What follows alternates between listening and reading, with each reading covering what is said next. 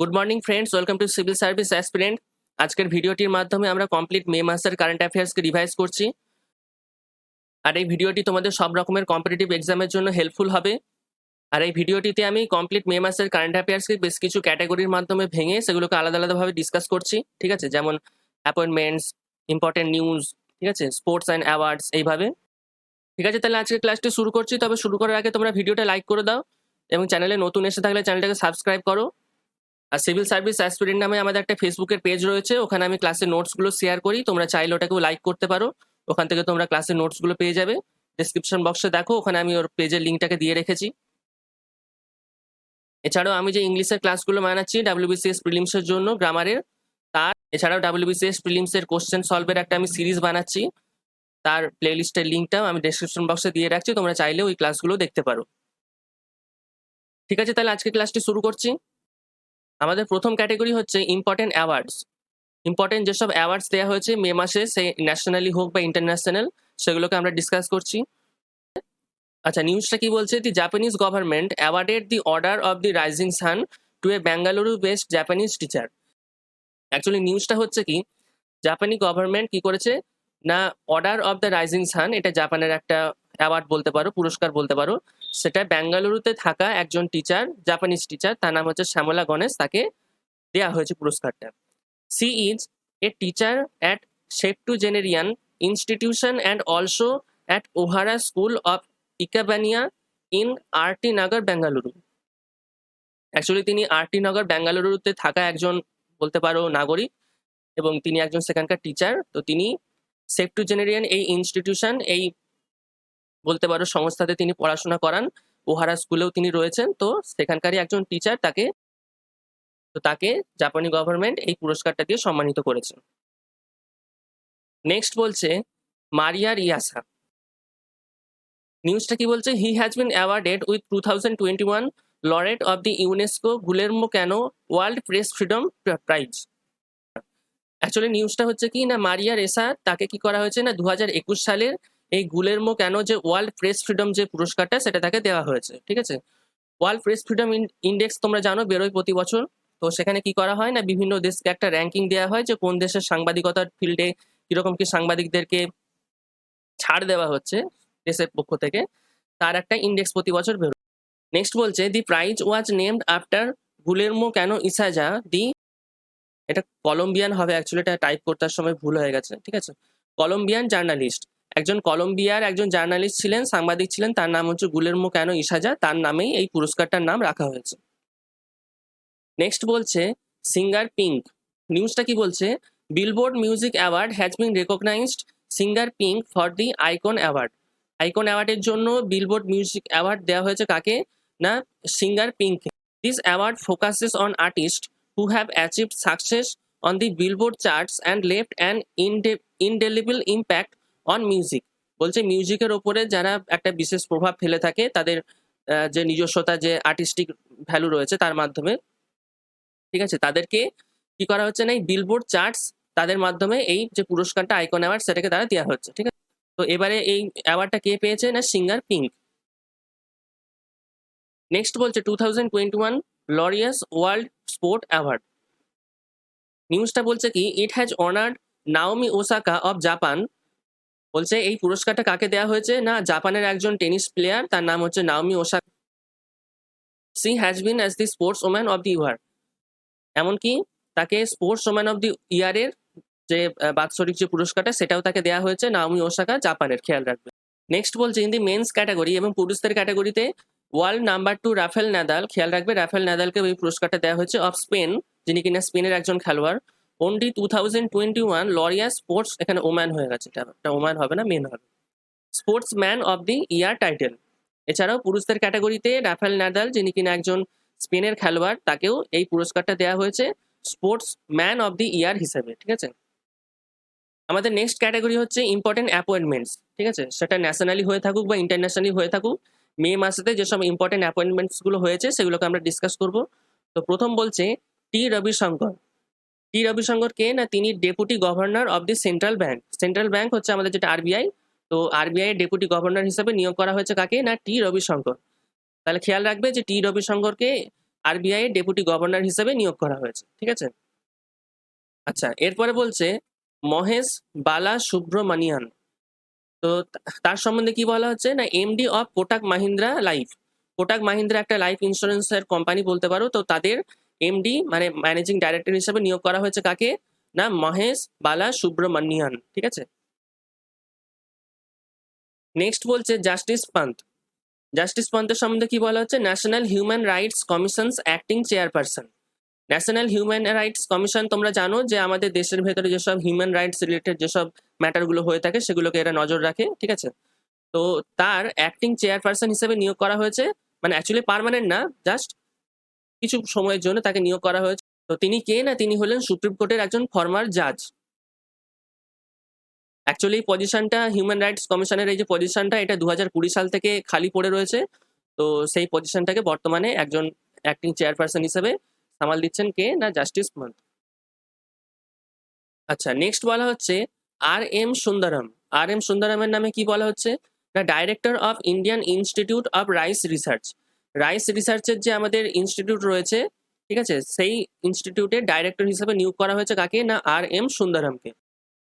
এবং এই ইনস্টিটিউটের আন্ডারেই তিনি বিগত 30 বছর ধরে কাজ করছেন। নেক্সট বলা হচ্ছে Vijay Goel, chairman and managing director of THDCIL। THDCIL এটা হলো একটা হাইড্রো ইলেকট্রিক প্রজেক্ট যেটা কিনা তেহরি ড্যাম সেখানে বানানো হয়েছে। তো সেখানকার চেয়ারম্যান এবং ম্যানেজিং ডাইরেক্টর হিসেবে নিয়োগ করা হচ্ছে কাকে, না বিজয় গোয়েলকে। আচ্ছা, নেক্সট ক্যাটাগরি হচ্ছে ইম্পর্টেন্ট র্যাঙ্কিংস। ইম্পর্টেন্ট র্যাঙ্কিংস এর আন্ডারে আমরা ন্যাশনাল এবং ইন্টারন্যাশনাল যা কিছু ইম্পর্টেন্ট র্যাঙ্কিং মে মাসেতে বেরিয়েছে সেগুলোকে আমরা ডিসকাস করছি। তো প্রথম বলছে brand finance insurance 100 report for 2021। তো সেখানে বলছে কি লাইফ ইন্স্যুরেন্স কর্পোরেশন মানে আমাদের যেটা LIC has emerged as the third strongest and the 10th most valuable insurance brand globally in this report।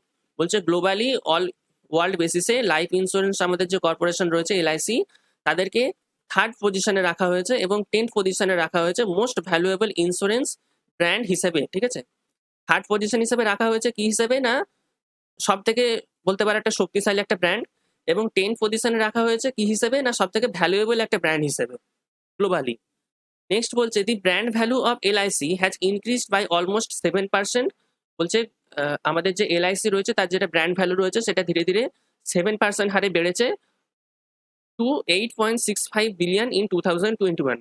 এবং 2021 সালে তার যে ব্র্যান্ড ভ্যালু সেটা বেড়ে 8.65 বিলিয়ন এই একটা ভ্যালুতে দাঁড়িয়েছে। নেক্সট বলছে global prime residential index. Chinese cities like Shenzhen, Shanghai and Guangzhou lead the index this quarter. বলছে এই কোয়ার্টারে কি করছে, না চীনের কিছু শহর যেমন সিনজেন, সাংহাই এবং গুয়ানজৌ এগুলো এই যে সিটিজ যে গ্লোবাল প্রাইম রেসিডেন্সিয়াল ইন্ডেক্সের যে চার্টটা সেখানে এই তিনটে সিটি যেগুলো কিনা চাইনিজ সিটি তারা লিড করছে। Knight Frank has ranked New Delhi and Mumbai in 32nd and 36th position respectively. খেয়াল রাখবে যে এই যে একটা লিস্ট বেরিয়েছে গ্লোবাল প্রাইম রেসিডেন্সিয়াল ইন্ডেক্সের, সেখানে আমাদের দুটো শহর, একটা হচ্ছে দিল্লি এবং একটা হচ্ছে মুম্বাই, তাদেরকে 32nd এবং 36th এই পজিশনে রাখা হয়েছে। নেক্সট বলছে Bengaluru is ranked 40, new York was the weakest performing global city. এবং আমাদেরই আরেকটা যেটা শহর সেটা হচ্ছে বেঙ্গালুরু, তাকে 40তম স্থানে রাখা হয়েছে। এবং এই লিস্টের হিসেবে সব থেকে যেটা খারাপ পারফর্ম করছে সেই শহরটা হচ্ছে নিউ ইয়র্ক। তাহলে খেয়াল রাখবে যে দিল্লি হলো 32nd, মুম্বাই হলো 36 এবং বেঙ্গালুরু হলো 40। নেক্সট বলছে EWIS renewable energy country attractiveness index. এটা একটা রিনিউয়েবল এনার্জির ক্ষেত্রে পারফরমেন্সের উপর একটা ইন্ডেক্স বের করা হয়েছে। দি US রিটেন্স the top position on RECAI 57, China has রিমেন্ড। আচ্ছা, প্রথমে তো বলে রাখি US হচ্ছে এই যে ইন্ডেক্স বেরিয়েছে তাতে টপ পজিশনে লিড করছে। নেক্সট বলছে China has remained a buoyant market and maintains the second position. China রয়েছে সেকেন্ড পজিশনে রিনিউয়েবল এনার্জির ক্ষেত্রে। এবার যখন আমি বলছি রিনিউয়েবল এনার্জি তখন কিন্তু সেখানে শুধুমাত্র সোলার এনার্জির কথা হচ্ছে না। ঠিক আছে, যদিও আমাদের দেশে সোলার এনার্জিটাকে বেশি ফোকাস করা হচ্ছে রিনিউয়েবল এনার্জি হিসেবে, এছাড়াও আরো অনেক রয়েছে ওখানে, যেমন আমাদের যে বায়ুকলের মাধ্যমে আমরা যে শক্তিটা পেয়ে থাকি, এনার্জি পেয়ে থাকি। ঠিক আছে, বায়ু শক্তি যেটা বলে থাকি, এছাড়া হয়ে থাকে যেটা জিও থার্মাল এনার্জি, ঠিক আছে, তার মাধ্যমে এইসব গুলোকে আমরা বলছি রিনিউয়েবল এনার্জি। সোলার এনার্জিও রিনিউয়েবল এনার্জিরই জাস্ট একটা পার্ট। এরপরে বলছে ইন্ডিয়া অ্যাট থার্ড স্পট, এছাড়া ভারত রয়েছে থার্ড স্পটে of this index. This is due to exceptional performance of the solar photovoltaic front. তোমরা জানো যে ভারতে সোলার এনার্জি নিয়ে প্রচুর পরিমাণে অ্যাওয়ারনেস এবং ক্যাম্পেইন চালানো হচ্ছে, এবং তার ফলে গোটা অল ইন্ডিয়া বেসিসে বলতে পারো যে সোলার এনার্জির ক্ষেত্রে ভারত অনেকটা এগিয়ে রয়েছে, অনেকটা ভালো কাজ করছে। তো সেই কারণেই ভারত এই ইন্ডেক্সে থার্ড পজিশনে রয়েছে। নেক্সট বলছে স্মার্ট সিটি মিশন স্কিমস। নিউজটা হচ্ছে কি না, Jharkhand is ranked first among the 36 states. বলছে ঝাড়খণ্ডকে হচ্ছে এই ইন্ডেক্সে ফার্স্ট পজিশনে রাখা হয়েছে। 36টা স্টেটের মধ্যে, 36টা রাজ্যের মধ্যে ঝাড়খণ্ড হচ্ছে প্রথম পজিশনে রয়েছে। তারপরে বলছে অ্যান্ড ইউটিস বলতে আমাদের যে ইউনিয়ন টেরিটরি, কেন্দ্রশাসিত অঞ্চলগুলো রয়েছে সেগুলোর কথা বলছে। And UTs of India based on the progress of implementation of smart city project. Rajasthan came second in the ranking, এবং রাজস্থান এই রাজ্যটা দ্বিতীয় পজিশনে রয়েছে। তাহলে ফার্স্ট হলো ঝাড়খণ্ড, নেক্সট হলো সেকেন্ড পজিশনে রাজস্থান। আমাদের নেক্সট ক্যাটাগরি হচ্ছে বুকস অ্যান্ড অথার্স। কিছু ইম্পর্টেন্ট যে বুকস আমাদের এই মে মাসেতে বেরিয়েছে সেগুলোকে নিয়ে আমরা ডিসকাস করছি। বুকটার কথা আমরা বলছি সেটা হচ্ছে দি বেঞ্চ। এই বইটি কার দ্বারা লেখা হয়েছে না, বাই মেগান মার্কেল। তোমরা জানো মেগান মার্কেল হলো আমাদের ইউকের যে রয়্যাল যে ফ্যামিলি তারই একজন সদস্য। তাদের রয়্যাল পরিবারের যে প্রিন্স, তার নাম হচ্ছে প্রিন্স হ্যারি, তো তাকে তিনি বিয়ে করেছেন। তো বইটার সম্বন্ধে বলা হচ্ছে কি, the book is inspired by a poem she wrote to her husband Prince Harry on his first Father's Day as a dad to son Archie. Actually বইটা লেখা হয়েছে একটা কবিতার উপরে ইন্সপায়ার হয়ে, যে কবিতাটা তিনি লিখেছিলেন তার হাজব্যান্ড প্রিন্স হ্যারিকে যখন তিনি প্রথম বাবা হয়েছিলেন। বলছে elephant in the womb. Elephant in the womb এই বইটি লেখা হয়েছে বাই কালকি কোচলিন। ইনি একজন বলিউডের অ্যাক্ট্রেসও বলতে পারো। বলিউডের অনেক মুভিতেই তোমরা হয়তো এনাকে দেখেছো। আচ্ছা, বইটার সম্বন্ধে কি বলা হচ্ছে, the book is about pregnancy and parenting for mother, expectant mother and anyone even thinking about motherhood. Actually এই বইটা মাতৃত্ববোধ এবং প্রেগনেন্সি এবং যা কিছু বাচ্চাদের সম্বন্ধে, মানে বাচ্চাদেরকে ছোট থেকে বড় করা, পেরেন্টিং সম্বন্ধে লেখা রয়েছে, ঠিক আছে। নেক্সট বলছে life in the clock tower valley. বইটি কার দ্বারা লেখা হয়েছে, বইটি লিখেছেন বাই শঙ্কর রাঠোর। শঙ্কর রাথোরের দ্বারা এই বইটি লেখা হয়েছে। বইটির সম্বন্ধে কি বলছে, the book is about Kashmir's pristine past, its grievous present and always uncertain future. বইটিতে লেখা হয়েছে অ্যাকচুয়ালি কাশ্মীরের সম্বন্ধে, তার যে অতীত এবং তার যে বর্তমান যে প্রেজেন্ট, যেটা কিনা খুবই খারাপ অবস্থার মধ্যে দিয়ে এগোচ্ছে, এবং অলওয়েজ আনসার্টেন ফিউচার, এবং অনিশ্চিত যে ভবিষ্যৎ কাশ্মীরে তার সম্বন্ধে লেখা রয়েছে। নেক্সট বলছে Sikkim a history of intrigue and alliance. বইটি কার দ্বারা লেখা হয়েছে, বইটি লেখা হয়েছে বাই প্রীত মোহন সিং মালিক। খেয়াল রাখবে, বাই প্রীত মোহন সিং মালিক। আচ্ছা, বইটির সম্বন্ধে কি বলা হচ্ছে, the book clarifies and establish the primacy of strategic issues that lay behind India's decision to accept the demand that Sikkim is merged with India. Sikkim এই ইন্ডিপেন্ডেন্ট স্টেটটা যখন ভারতের সাথে মার্জ হয়ে যায় স্বাধীনতা পাওয়ার, তখন অ্যাকচুয়ালি কি ডিসিশন নেওয়া হয়েছিল ভারতের পক্ষ থেকে, কি কারণে এই স্টেটটাকে ভারতের সাথে মার্জ করা হয়েছিল, তো সেই সম্বন্ধে এই বইটি লেখা রয়েছে। নেক্সট ইম্পর্টেন্ট বুক হচ্ছে নেহেরু তিবেত অ্যান্ড চায়না। বইটি কার দ্বারা লেখা হয়েছে, বইটি লেখা হয়েছে বাই অবতার সিং বেসিং। বইটির সম্বন্ধে কি বলা হচ্ছে, the book analysis the events from 1949 to the Indo China war in 1962 and also its aftermath to explore the answers to these burning questions. এই বইটিতে লেখা হয়েছে অ্যাকচুয়ালি 1949 সাল থেকে 1962 সাল অবধি যে যা কিছু ইভেন্ট হয়েছে আমাদের দেশে, তার মধ্যে আমাদের যে ইন্ডিয়া চাইনা ওয়ার তার সম্বন্ধে এখানে আলোচনা করা হয়েছে, ঠিক আছে। তো সেই ম্যাটারগুলো সম্বন্ধে, সেই যে ইভেন্টগুলো হয়েছে তার সম্বন্ধে কিছু যে বার্নিং কোয়েশ্চেন, সেগুলোকে এই বইটাতে ডিসকাস করা হয়েছে। আমাদের নেক্সট ইম্পর্টেন্ট যে টপিকটা সেটা হচ্ছে ইম্পর্টেন্ট স্পোর্টস, ঠিক আছে। তো প্রথমে বলা হচ্ছে snooker world championship. Mark Selby won the championship for the 4th time. Snooker যে ওয়ার্ল্ড চ্যাম্পিয়নশিপ সেটি জিতেছেন কে না, মার্ক সেলবাই, সেটা তিনি চতুর্থবার জিতেছেন। He won the title by defeating Shaun Murphy. Shaun মার্ফিকে হারিয়ে তিনি এই টাইটেলটা জিতেছেন। Snooker is a suggestive sport. Snooker হচ্ছে একটা সাজেস্টিভ একটা খেলা, ঠিক আছে। নেক্সট হচ্ছে the stop Tokyo Olympic campaign. নিউজটা হচ্ছে কি, the stop Tokyo Olympic is an online campaign that is aimed to stop the Tokyo Olympic games. Actually আমাদের এই যে বর্তমানে করোনা পরিস্থিতি, যে প্যান্ডেমিকটা চলছে, তার কারণে টোকিও যে অলিম্পিকটা হওয়ার কথা রয়েছে সেটাকে স্টপ করার জন্য একটা অনলাইনে ক্যাম্পেইন চলছে, সেটা সম্বন্ধে এখানে বলা হয়েছে। Pfizer agreed to donate their vaccine to assist inoculate sports person collaborating in the games.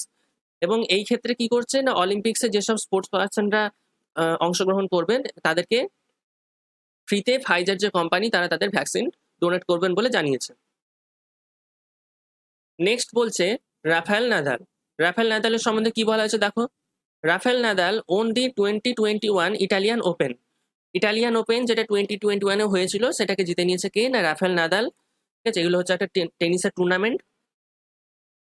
This is his 10th Rome masters championship. এই নিয়ে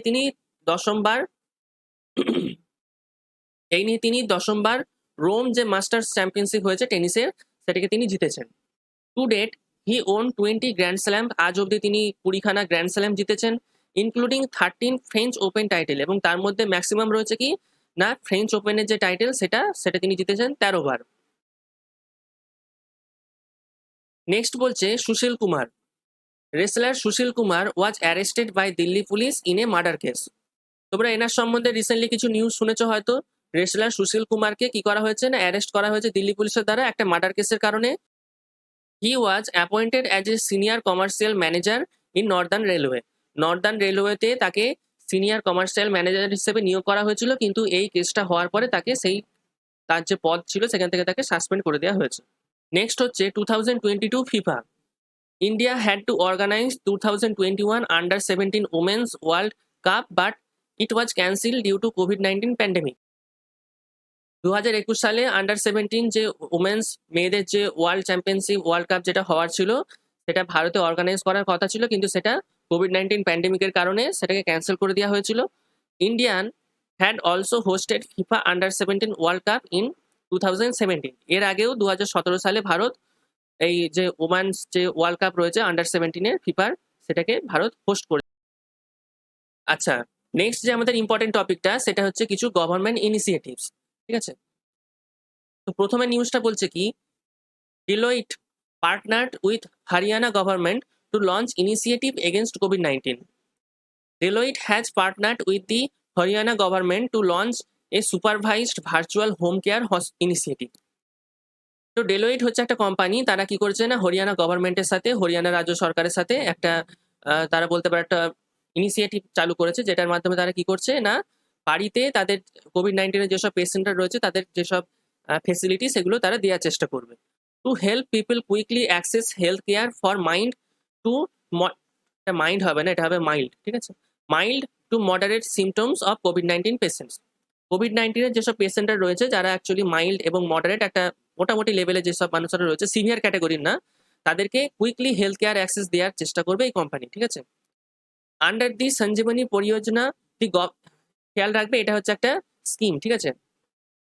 under the Sanjeevani Pariyojana, the Haryana government would provide individuals with support and resources to manage their care at home. Actually এই স্কিমের আন্ডারে Haryana government কি করবে, এই কোম্পানির সাথে কোলাবোরেট করে কি করছে না, বাড়িতেই মানুষদেরকে কোভিড-19 যা কিছু কেয়ার, সেগুলো কাদের জন্য, অতি অবশ্যই মাইল্ড এবং মডারেট, সিভিয়ারদের জন্য না, মাইল্ড এবং মডারেট যেসব পেশেন্টরা রয়েছে তাদের যা কিছু হেলথ কেয়ারের জন্য যা কিছু ফেসিলিটি দরকার তাদেরকে তাদের বাড়িতেই দেওয়ার চেষ্টা করছে, ঠিক আছে। নেক্সট হচ্ছে ArcelorMittal Nippon Steel India initiates a feasibility study with Odisha government. নিউজটা হচ্ছে কি, they have initiated a feasibility study for its proposed 12 million ton per annum integrated steel plant.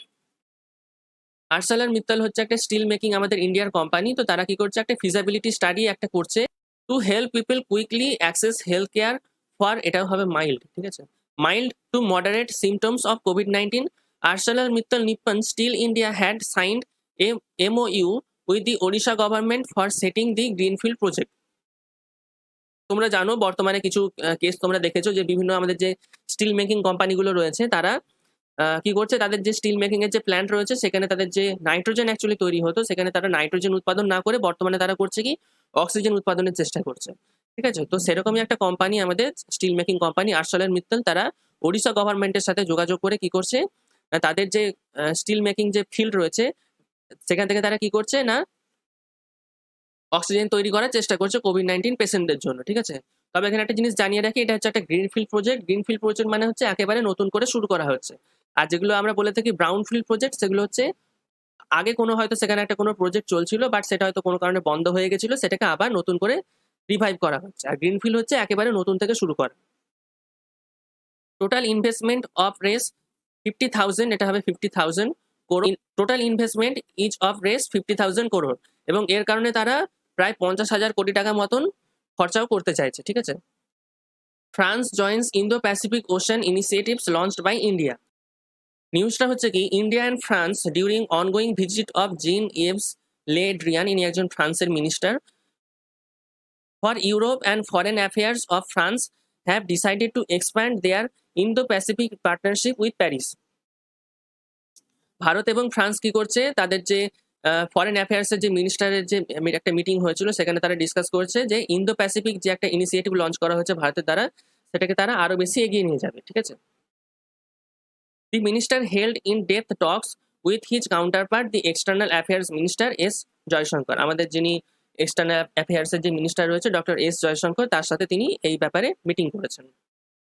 Next বলছে, PM Modi speaks with Australian PM on initiatives for equitable access to vaccines. এটা হচ্ছে কি, PM Narendra Modi spoke to his Australian counterpart Scott Morrison on the importance of ইনসিওরিং equitable access to vaccines and medicine. COVID-19 প্যান্ডেমিকের মধ্যে ভারত এবং Australia তাদের নিজেদের মধ্যে discuss করে এটা ইনসিওর করতে চাইছে যে এই পরিস্থিতির ভেতরে যাতে প্রত্যেক মানুষের কাছে হেলথ কেয়ার এবং মেডিসিন সবকিছু ফেসিলিটি তারা পৌঁছে দিতে পারে। ঠিক আছে, they discussed importance of working together for a rule-based international order and a free, open and inclusive Indo-Pacific region. এবং তাদের এই ডিসকাশনের মধ্যে তারা শুধুমাত্র এই হেলথ কেয়ারের কথা ডিসকাস করেনি, তারা যে একটা ওপেন, ফ্রি এবং ইনক্লুসিভ যে ইন্দো প্যাসিফিক রিজিয়ন তার সম্বন্ধেও আলোচনা করেছেন। নিউজটা হচ্ছে কি, IndiGo to set up a 13-bedded dedicated covid care centre in collaboration with Columbia Asia hospital in Gurugram. IndiGo তোমরা জানো একটা ফ্লাইট সার্ভিসের একটা কোম্পানি, তারা কি করছে না গুরুগ্রামে কলম্বিয়া এশিয়া হসপিটালের সাথে যোগাযোগ করে তারা কি করছে না 13-bedded একটা ডেডিকেটেড কোভিড কেয়ারের সেন্টার তারা চালু করছে।